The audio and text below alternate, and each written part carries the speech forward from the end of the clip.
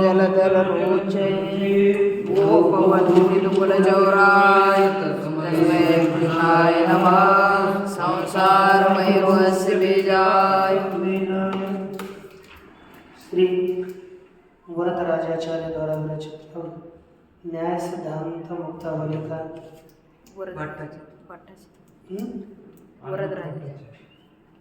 वरद में हाँ श्री विश्वनाथ पंचानन भट्टाचार्य द्वारा विरचित लघु सिद्धांत का बहुत दिनों में है। श्री विश्वनाथ पंचानन भट्टाचार्य द्वारा विरचित न्याय सिद्धांत मुक्तावली का विचार करते हुए हम लोग अलौकिक जो संबंध है उन्हीं अलौकिक संबंधों का विचार कर रहे थे। अब उन अलौकिक संबंधों में पहला संबंध था योगज लक्षण। तो योगज लक्षण शब्द के द्वारा अर्थ है विषय और ज्ञान है ना, स्वरूप और विषय सामान्य लक्षण है ना।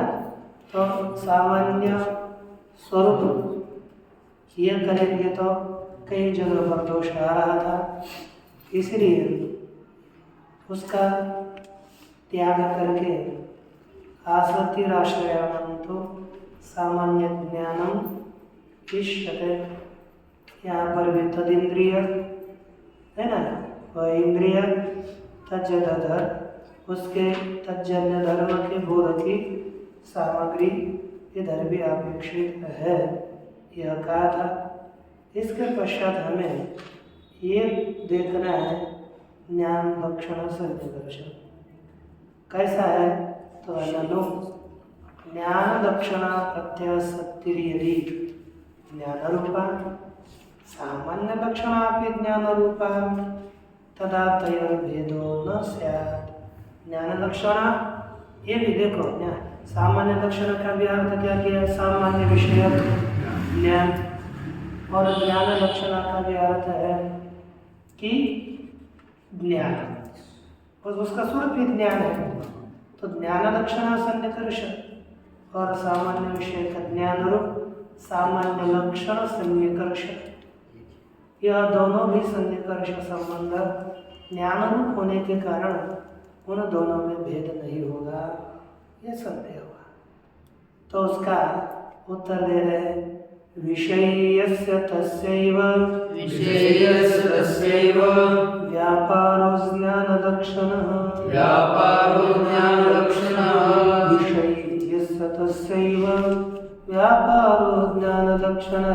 विषयस्य तस्यैव व्यापारो ज्ञानलक्षणः। पंचसूत्र अर्थ है कि विषयी शब्द का अर्थ है ज्ञान। जैसे आपको तीसरी ऊपर जो चौथी पंक्ति है मूल का अर्थ करते हुए टीका में विषय अर्थात सुरभि चंदनम इत्यत्र, इस ज्ञान में यस्य सौरभादे है, जिस सौरभ अर्थात सुगंध इत्यादियों का ज्ञान, सुरभि चंदन इसमें जिस विषय का ज्ञान होता है तस्सैव सौरभादेरेव, उसी सुगंध का ही व्यापार अर्थात सन्निकर्ष ज्ञान लक्षण, वह ज्ञान लक्षण सन्निकर्ष है, ऐसा हमें समझना चाहिए। अब इसी को स्पष्ट करने के लिए उसी को ही पढ़ लेते हैं, फिर चलेंगे आगे। प्रथम दिवसे चंदनम ग्रात्वा सुरभि चंदनम इति निश्चित्य। पहले दिन क्या हो गया, हम लोगों ने चंदन ले लिया, चंदन को सोधा, और क्या ज्ञान हो गया, चंदन तो सुगंधी है, ऐसा ज्ञान होकर निश्चय करके दिवसांतरे बाद में दूसरे तीसरे कुछ भी हो, बाद में कौन सा भी दिन हो, तो बाद के दिनों में ग्रहण से उसकी सुगंध को ग्रहण न करके ही उधर दूर ही चंदन को देखा और कहे ये बहुत सुगंधी चंदन है। बोलते कि नहीं आदमी दूर से, अरे तूने उस चंदन का लकड़ी को देखा है, सुगंध को तो सूंघा नहीं है, और कैसे कह रहा है सुरभि चंदन है, सुगंधी चंदन है। पहले दिन आपने सुगंध ले लिया तो ठीक है, उस दिन कहा सुरभि चंदन सुगंधी चंदन है, लेकिन बाद में भी हम क्या कहते हैं सुगंधी चंदन न सूंघ करके भी। अब वहाँ पर जो सुगंध युक्त चंदन का ज्ञान हुआ, कौन सा सन्निकर्ष है? देखो चंदन के साथ सन्निकर्ष हो गया नेत्र का, लेकिन सुगंध है, ये सुगंध का ज्ञान नेत्र से नहीं होता। सुगंध का ज्ञान तो घ्राण से हो रहा, और घ्राण का और उसका कोई संयोग है नहीं, सुगंध आ नहीं रहा, तो भी हम सुगंधी चंदन बोल रहे हैं। तो यहाँ जो सुगंधी चंदन ऐसा ज्ञान हो रहा है, उसके लिए सन्निकर्ष संबंध, क्योंकि संबंध के बिना कोई भी ज्ञान नहीं होता। बिना संबंध के ज्ञान हो जाए तो हम घर में बैठे बैठे हमको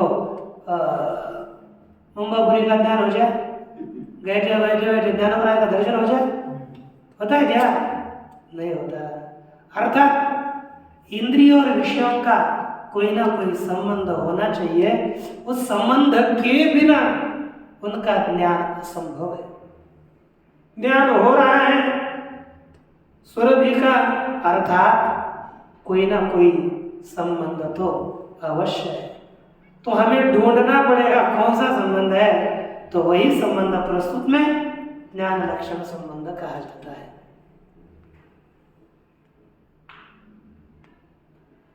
तद दिवसांतरे अग्राह्यैव, सुन सुनकर ही दूरतः चंदन दर्शन मात्रेण, दूर से ही केवल चंदन के दर्शन से सुरभि चंदनम इति, ये कैसा है? सुरभि चंदन है, ऐसे अन्यस्मै जिज्ञासमानाय वदति। दूसरा पूछ रहा था ये चंदन कैसा है? अरे वो बहुत सुगंधी चंदन है, ये जो जिज्ञासा करता है दूसरा, उसके लिए ये कहते हैं। तदेतद दिवसांतरीय वह, दूसरे तीसरे दिन बाद के दिन में सुरभि चंदनम इति ज्ञाने, है कि नहीं? सुरभि चंदन ऐसा ज्ञान होने पर सौरभम चंदनम चंदनत्वम चेति भासते, क्या ज्ञान होता है? सुगंधित चंदन है, यह क्या होता है? ज्ञान सौरभ का ही भान होता है। पहले दिन जब हम सुरभि चंदन यह ज्ञान होता है ना, तो एक ज्ञान में तीन का भान होने लगा। चंदन है तो चंदन में चंदनत्व का भान होगा, चंदन का भी भान होगा, चंदन चंदनत्व दो, और सुगंध का ही चंदन में भान हो रहा है, और सौरभ का भी सुगंध का भी चंदन में, इन तीनों का भान हो जाता है। तत्र चक्षु संयोगेन चंदन ज्ञानम, है कि नहीं? चक्षु के संयोग से चंदन का ज्ञान पहला। जब बाद में हमें पहले ज्ञान हुआ था घ्राण संयोग से हुआ था, देखो चक्षु संयोग से चंदन का ज्ञान। चक्षु संयुक्त कौन? समवाय चक्षु संयुक्त कौन? चंदन, उसका समवाय किसमें है? चंदनत्व में। चक्षु संयुक्त समवाय संबंध से चंदनत्व का ज्ञान हो जाता है। ये दोनों भी कौन से सन्निकर्ष हैं? लौकिक सन्निकर्ष। परंतु सुगंध का जो ज्ञान हो रहा है, सुगंध का ज्ञान होने के लिए घ्राण का संबंध होना चाहिए। सुगंध को घ्राण ग्रहण करता है, तो लिखा घ्राण संबंधम विनापि सौरभ ज्ञानम यत जातम, घ्राण के संबंध के बिना भी सौरभ का सुगंध का जो ज्ञान उत्पन्न हुआ, तत्तु वह किससे हो गया? चक्षु संयुक्त मन, चक्षु का संयोग किसके साथ है? मन संयुक्त आत्मा, और आत्म समवेत कौन हो गया? ज्ञान। पहला ज्ञान हुआ था ना, तो ज्ञानाख्येन सन्निकर्षेण, उस ज्ञान रूपी संबंध के द्वारा, क्योंकि पहले ज्ञान हुआ था ना, हमें वो स्मरण हुआ ये चंदन सुगंध है, उसी ज्ञान से संबंध चंद्र के साथ है। उस ज्ञान रूपी सन्निकर्ष के द्वारा, है ना, सन्निकर्षेण संस्कार द्वारा जनितम अलौकिकम प्रत्यक्षम, क्या ज्ञान हो गया? यह अलौकिक मन का चक्षु का संबंध मन का संबंध आत्मा, और आत्मा में समवाय संबंध से ज्ञान रह रहा है कि नहीं? तो आत्मा समेत हो गया ज्ञान, उस ज्ञान रूपी संबंध से सुरभि चंदन यह अलौकिक प्रत्यक्ष ज्ञान उत्पन्न होता है। यह न्यायमत की प्रक्रिया है। इस प्रक्रिया को आप इतना भी ध्यान में रखा था तो आगे का पूरा समझ में आएगा, इसलिए मैंने आपको यह बताया। अब देखिए आगे का। सामान्य लक्षणा प्रत्याशक्तिर्हि तदाश्रयस्य ज्ञानम जनयति। सामान्य लक्षणा प्रत्याशक्ति किसके ज्ञान को उत्पन्न करते हैं? उस सामान्य के आश्रय के ज्ञान को उत्पन्न करती है। जैसे घटत्व, यह प्रत्याशक्ति से घटों का ज्ञान होता है। घट जिसमें रहता है ऐसे घटों का ज्ञान हो जाता है। अत्र अयम अर्थ, इसमें यह अर्थ है क्या? प्रत्यक्षे सन्निकर्षम बिना बाणम न संभवती। क्या पर? प्रत्यक्ष में संबंध के बिना भान होता नहीं, ये निश्चित है। अच्छा, एक रह गया, ज्ञान लक्षणा प्रत्याशक्तिस्तु यद विषयकम ज्ञानम तस्यैव प्रत्याशक्ति। ज्ञान लक्षणा प्रत्याशक्ति किसका है? जिस विषयक हमें पहले ज्ञान हुआ था, जिस विषयक हमें पहले ज्ञान हुआ था, तद विषयक ही ज्ञान को उत्पन्न करता है कि नहीं? तद विषयक ज्ञान का ही वह संबंध है। हमें यह चंदन सुगंधी पहले ज्ञान हुआ था, फिर दूर से देखने पर भी यह सुगंधी है, ये उस ज्ञान का स्मरण होता है ना, हमें उस ज्ञान के द्वारा इसमें हम सुगंध जानते समझते हैं, ठीक है? स्मरण के द्वारा इसे हम सुगंध मानते हैं ना, स्मरण ज्ञान है ना, है कि नहीं? तो उसके द्वारा बोलते कल हमने देखा था इसलिए वो सुगंध है, तो जाओ कल देखा था, ये ज्ञान हो गया कि नहीं? इस ज्ञान के द्वारा हमने उसे सुगंध माना, तो ये पहले जिसका ज्ञान हुआ था उसी के ज्ञान को उत्पन्न करने वाला वह ज्ञान लक्षणा सन्निकर्ष है। और सामान्य लक्षणा से आश्रयों का प्रत्यक्ष होता है, ये समझिए। प्रत्यक्ष सन्निकर्षम बिना भानम न संभवति।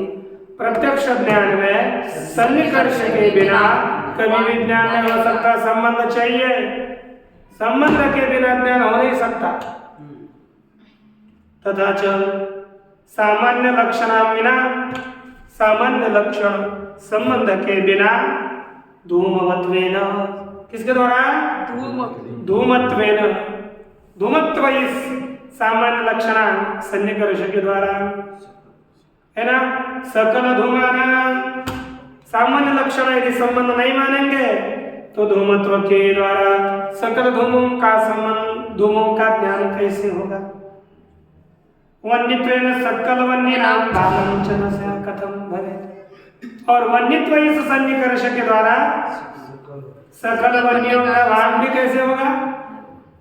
हो रहा है, अर्थात सामान्य है ना, हो रहा है। तो सामा, वन्यत्व, धूमत्व इत्यादि सामान्य इत्यादि धर्मों को संबंध मानना पड़ेगा, तभी वन्यत्व में सकल वन्य का ज्ञान हो जाएगा, क्योंकि संबंध वन्यत्व को मान करके।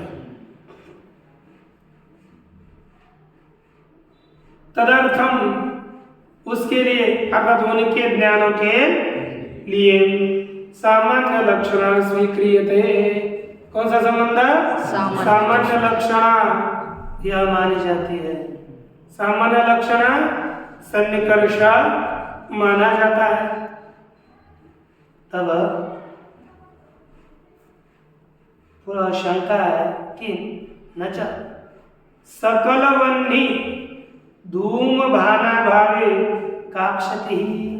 एक आना बोलता है महाराज सकल दो एक वन्य को देखने पर वन्यत्व सन्निकर्ष से यदि सकल वन्यों का और सकल धूमों का भान नहीं होगा तो क्या है?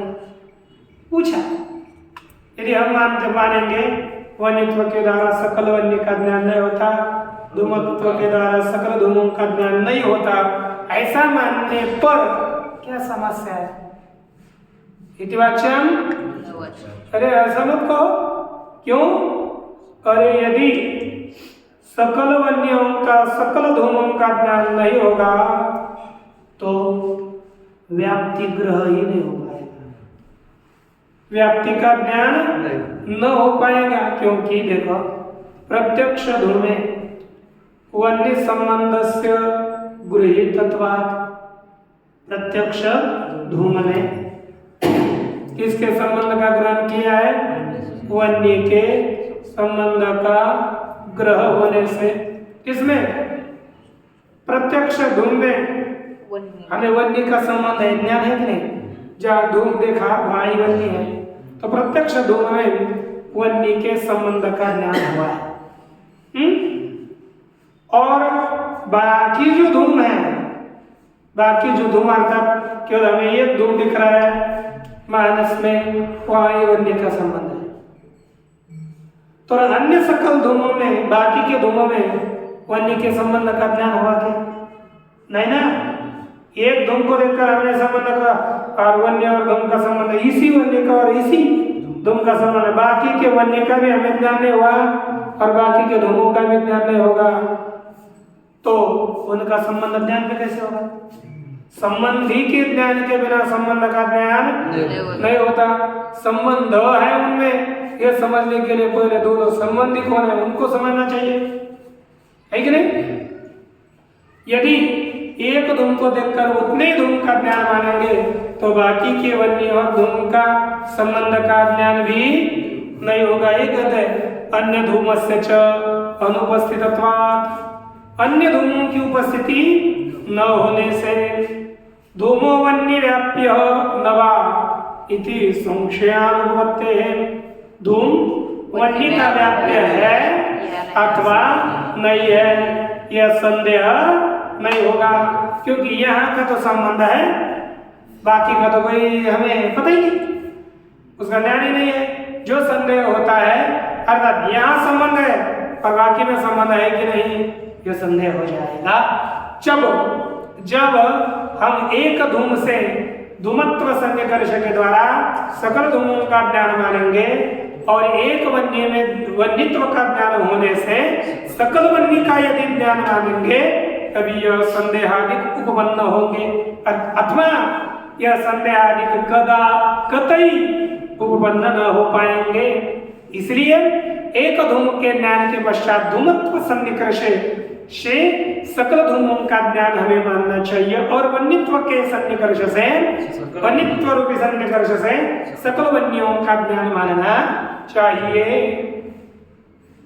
यह का मन मते तो, परंतु मेरे मत में तो सामान्य लक्षणा सकल धूमोपस्थित, सामान्य लक्षणा से अर्थात धूमत्व, सामान्य लक्षण क्या हो गया? धूमत्व। धूमत्व से सकल धूमोपस्थित, एक धूम को देखने पर भी धूमत्व सन्निकर्ष से सकल धूमों की उपस्थिति होने पर, ठीक ना, सकल धूम की उपस्थिति हो गई तब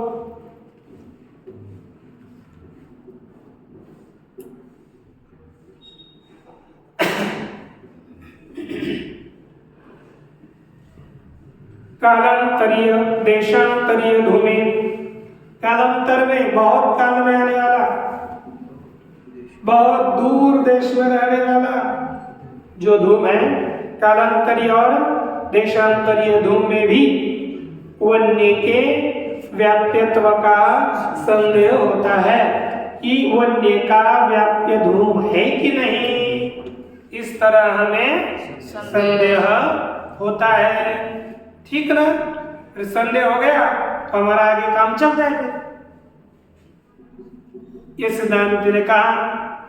तब आगे देखो क्या कह रहे हैं, न च सामान्य लक्षणाया स्वीकारे, कहते हैं सामान्य लक्षण का स्वीकार करने पर क्या बोलता है, सामान्य लक्षण आप मानेंगे ना, हम मानते हैं, तो एक दोष आएगा आपके मत में।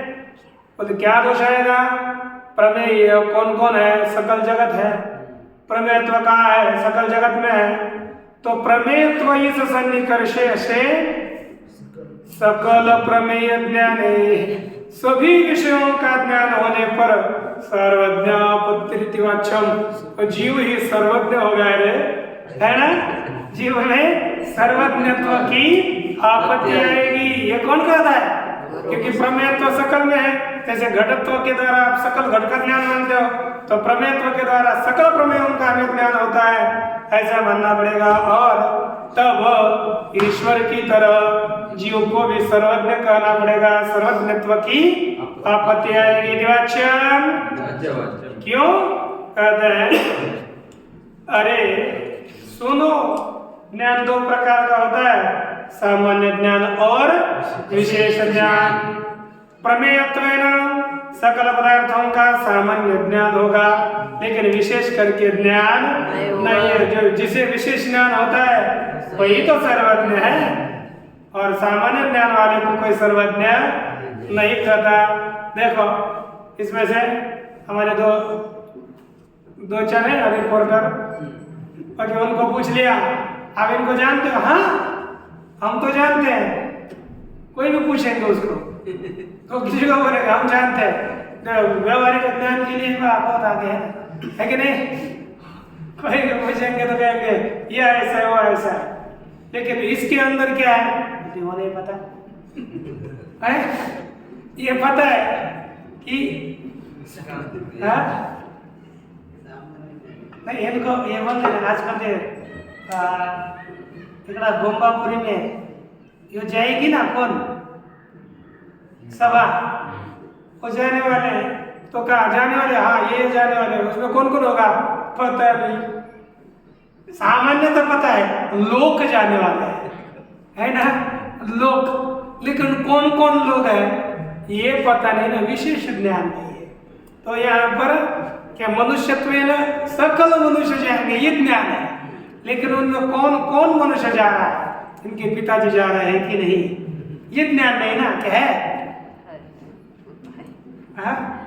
उतना होगा अच्छा उतना होगा, लेकिन और भी पता नहीं है। अब दूसरा उनको पता होगा, जाने वाले नहीं है। हाँ नहीं, कैसा है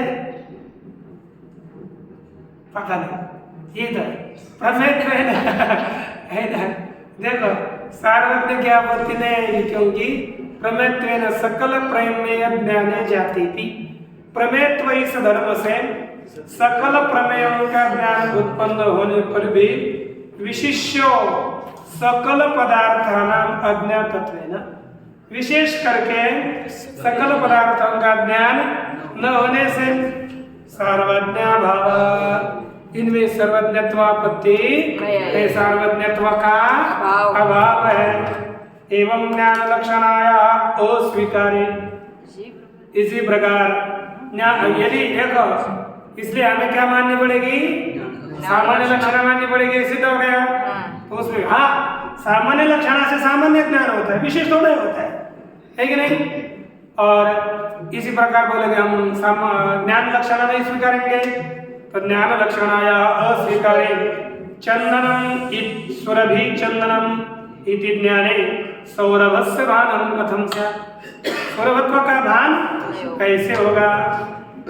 हो रहा है तो ज्ञान लक्षण सन्निकर्ष मानना पड़ेगा।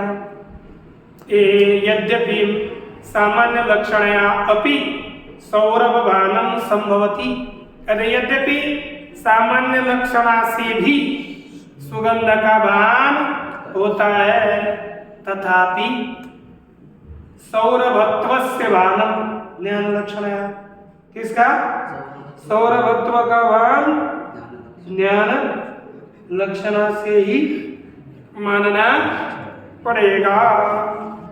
एवं यत्र धूमत्वेन धूलिपटलम ज्ञातम, इसी प्रकार जहाँ पर धूमत्व से धूलिपटल को हमने समझ लिया, तत्र धूलिपटलस्य अनुव्यवसाय है ना। धूलिपटल का बाद में क्या होता है? अनुव्यवसाय ज्ञान। धूलिपटलम अहम जानामि, ऐसा जो बाद में अनुव्यवसाय ज्ञान होता है वह ज्ञान लक्षण से। इससे क्योंकि आगे तो हाथ तो नहीं, आगे जाने पर देखने पर लगता है ये तो धूली है ना।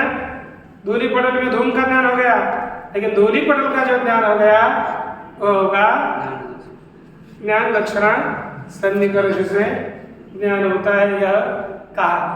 अब इसके बाद है योगज सन्निकर्ष। 3 प्रकार का है। तो दो योगजो द्विधा प्रोक्तो, योगजो द्विधा प्रोक्तो, योगजो द्विधा प्रोक्तो, योगजो द्विधा प्रोक्तो, युक्तयुञ्जान भेदतः, युक्तयुञ्जान भेदतः, युक्तयुञ्जान भेदतः, युक्तयुञ्जान भेदतः, युक्तस्य सर्वदा भानै, युक्तस्य सर्वदा भानै, चिन्ता स कृतो परः, चिन्ता स कृतो परः। योगजः द्विधा प्रोक्तः। योगज सन्निकर्ष 2 प्रकार का है। कौन सा? युक्त और युञ्जान भेद से, अर्थात युक्त योगजन्य और युञ्जान योगजन्य। युक्त किसे कहते हैं? युक्त जो जन्मतः ही अधिकार यानी योग से संपन्न है। समझो, योग से जन्म से ही जो योग से संपन्न है उसको कहेंगे युक्त योगी। और जो जन्मने के बाद आप जैसे हम लोगों के जैसे साधना करके यदि कुछ योग को प्राप्त करेंगे तो उसे क्या कहेंगे? युञ्जान योगी। तो देखो अब ये संबंध है, एक योगियों को बैठे बैठे सब जगह का ज्ञान होता है। पंढरपुर में क्या चल रहा है, अयोध्या में अभी कहाँ मंदिर स्थित है, कहाँ क्या बना है, ये किसको पता चलेगा? युक्त योगी को। बिना विचार करके युक्त से सर्वदा भान है ना।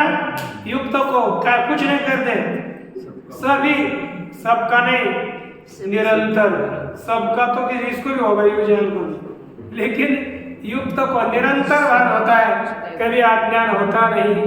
लेकिन दूसरा है युञ्जान। युञ्जान ने सोच लिया था, विचार किया कि मुझे अब अयोध्या में क्या चल रहा है वो देखना है, चिंतन करेगा तो तुरंत ज्ञान होगा। और युक्त को नित्य ज्ञान रहता है।